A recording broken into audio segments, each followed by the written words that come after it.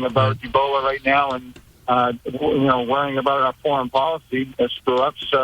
So it was nice to have him, and we're going to have our...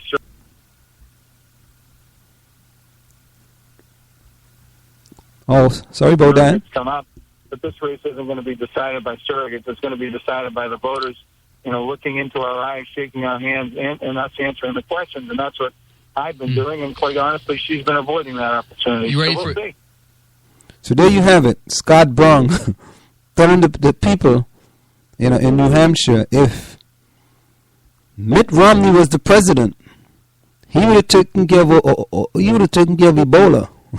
He had a glass. He had a crystal glass. He can look into his crystal glass and he can see what the problem was, and he would have taken care of Ebola. There you have it. The esteemed guy who's running for senator, right? Now here is another guy. The GOP seem to be running with this Ebola stuff and trying to scare people as much as possible.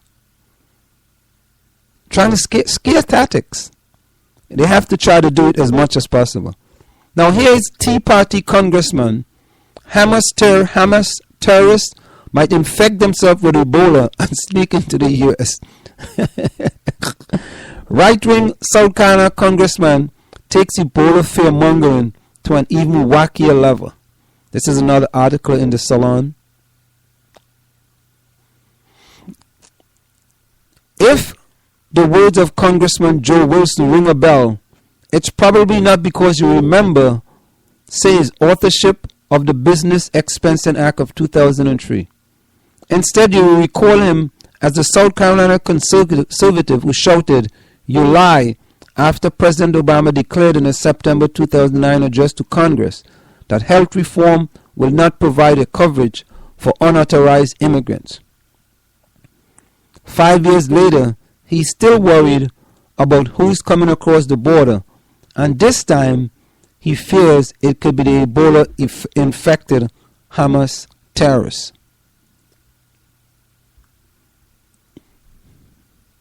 In a video, a constituent asked Wilson at an event Thursday about the possibility of Ebola patients entering the USA via Mexico. Let's see if we can get that video. Let's try to see if we can get that video. Hold 1 minute as we try to get this video up here from BuzzFeed. GOP congressman could infect themselves with Ebola and come to America. Let's see how we're going to do with this video. Hold on. I was trying to bring you as much information as we can here in the village with Ansem and Margie and the South Orange Maple Online Radio Experience. Let's try this. Another question I would have, or actually the fact that I would point out, is it takes a significant viremia or virus in the bloodstream to cause symptoms. Therefore, the virus is there for at least 24 hours, maybe 48, before symptoms develop in Ebola. The other concern is that our southern border is not protected enough. Kids from Central America have brought the virus into our country and is sickening our kids. If Ebola hits to Central America, what kind of panic would it cause if our southern border is not protected? Well, and Bert, that you're not being hypothetical. I'm very concerned, and we have people who I'll repeat it. Their whole the creed of Hamas. We value death more than you value life. What? That's their creed. Okay, well, part of their creed would be to bring persons who have Ebola into our country. It would promote their creed. And so it's, and all of this could be avoided by sealing the border properly, thoroughly. Come on, this is the 21st century. And a final thing on that: I was in Israel when they built a fence, and they said you can't build a fence; it's not going to work. Well, it has. They no longer have homicide bombers blowing up women and children on buses. Hey, It's something everybody in this room knows, and that is that fences can make good neighbors. So I want to thank everybody. A final thing I forgot to mention. And there you have it, ladies and gentlemen. The fear-mongering that's going on for this election coming up November the 4th. So, calling it hypothetical, Wilson replied, I'm very concerned. We had people who, I repeat it, the creed of Hamas. We value death more than you value life. What? That's their creed. Wilson went on to explain that just what he thought this had to do with Ebola. Okay, well, part of their creed will be to bring persons who have Ebola into our country, Wilson said. It will promote their creed, and all this could be avoided by sealing the border thoroughly. Come on, this is the 21st century. You know, it's just amazing. It's just amazing what kind of scare tactics that when you're running for office that you tend to come up with to basically, scare people. It's all about scaring as much people as possible. Now there is another article here. Let's get this one. I mean, there are so many articles, ladies and gentlemen. Oh, here we go. Another article. And this is today. GOP pushes for travel ban from African countries hit by Ebola. Well, listen to this. But there are no flights to U.S. from these countries. Members of Congress, particularly in the Republican Party, have spent much of the past week loudly pushing the Obama administration to institute a travel ban from the 3 West African countries devastated by Ebola outbreak. But they seem to be overlooking one crucial fact. There are no direct flights to the U.S. from those 3 countries. The travel ban was the most frequent item of discussion during Thursday's congressional hearing on Ebola held by the Energy and Commerce Committee, where members of the Republican Party lined up to bash Dr. Thomas Frieden, head of the Center for Disease Control and Prevention, and anyone else they could get in front of a microphone to explain why we haven't instituted a travel ban from Liberia, Sierra Leone, and Guinea. The health expert tried to painstakingly explain that such a ban will not work because people will fly into the U.S. from other countries by indirect means. But as pointed out by New York Times reporter Jeremy M. Peters in an appearance on MSNBC Friday morning, there are no direct flights from these 3 countries to the U.S. The fact came up during an appearance on the network by Representative Dennis Ross, Republican for Florida, who has been leading the charge for a travel ban and who said he plans to introduce the bill doing so once Congress reconvenes in November. So you know what? We're going to ban all flights coming in from Liberia, Sierra Leone, and Guinea. Even though we don't have no direct flights coming from those locations, but we're going to ban them anyway. It sounds good. People are very happy to hear that we're banning flights from these 3 countries. Right? I believe we can nip this in the bud, if you will, at least by banning those flights temporarily until such a time as the Center for Disease Control and Prevention believes the epidemic is under control and make sure we don't issue visas to travelers from over there, he said on national TV. We have a good border patrol, believe it or not, and they can catch these people with fake passport and fake visas as they come across the border. It just seemed to me we ought to have the debate on this and flush this out, and that's why I filed a bill to allow for the banning of these flights. So we're going to ban these flights, right? We're not going to help West Africa. We're not going to help Sierra Leone.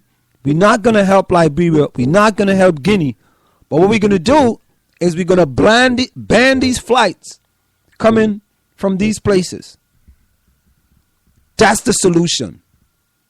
And we're going to have a bill banning these flights. Right?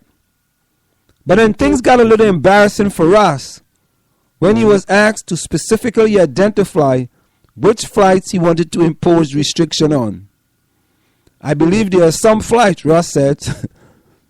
There are no flights. There are no direct flights that come to the United States from West Africa.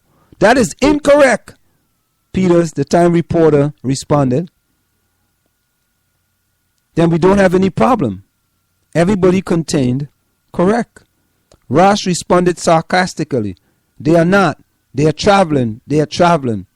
It will not solve the problem. He added of his bill. It's a step in the right direction. We know what the source is. We know that they are traveling here. Ross wasn't the only one pushing the ban. At least 40 members of Congress have gone on record pushing a ban, according to the Huffington Post. It needs to be solved in Africa, but until then, we should not be letting these people in, period, said another Republican, Representative Fred Upton from Michigan, the chairman of the Energy and Commerce Committee, said during Thursday's hearing. I restate my ongoing concern that administration officials still refuse to consider any travel restriction for the more than 1,000 travelers entering the United States each week from Ebola hot zones, said another Republican, Representative Tim Murphy, who heads the subcommittee on oversight and investigation and led the hearing. And then there is another Republican, Representative Morgan Griffith, pushing for a travel ban on dogs. So, don't just ban humans coming from West Africa. But if they travel with any dogs, listen, your dog cannot get a visa. No visa for your dog or no passport. You're not getting a passport or a visa. Leave your dog in West Africa. Leave your dog in Sierra Leone. The article goes on to say, although we have not seen transmission of human to dogs, we really don't know if there can be, Griffith said. I understand the concern about humanitarianism, etc., but don't think we should at least restrict travel on dogs. The bill being introduced by Russ will instruct the Federal Aviation Administration to ban the arrival of any commercial flight from a foreign country in which Ebola virus disease has reached epidemic proportion and restrict granting visas to people departing from any country affected by the outbreak. I urge my colleagues to sign on to this legislation and hope Speaker John Boehner will quickly call Congress back into session to debate my legislation, Ross said. And sometimes you wonder, who are the people that we send up to represent us? Who are really these people? We know most of them are very rich. But are they really serious? Are they serious?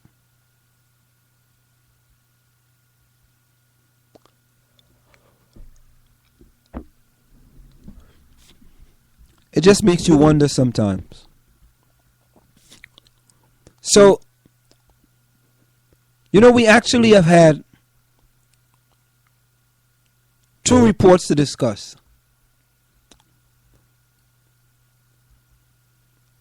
Time check. The time is approximately 9:13 p.m. That time check is brought to you by Semper Alexander Computer Consultants, where they implement cost-effective solutions to fulfill your business need. Semper Alexander for all your computer needs. You can call them at 973-763-20.